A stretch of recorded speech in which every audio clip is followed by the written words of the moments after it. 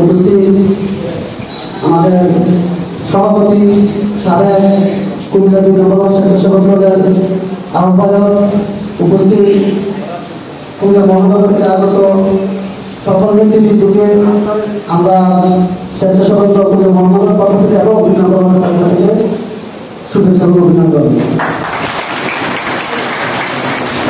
আমি কিছু বক্তব্য থেকে কিছু কথা বলবো, তাকে বক্তব্য করবো। কর্মী সম্মেলনের যে মানেটা কি, আপনারা যারা কুমিল্লা মহানগর স্বেচ্ছাসেবক ৩ নম্বর ওয়ার্ডে স্বেচ্ছাসেবকতা করবেন, কিভাবে করলে আপনাদের ভালো হয়, কিভাবে কমিটি মিলে আপনাদের ভালো হয়, কি কার্যক্রম আপনারা করতে চাচ্ছেন বা অতীতে করেছেন, সেই দিকগুলো আপনারা তুলে ধরবেন।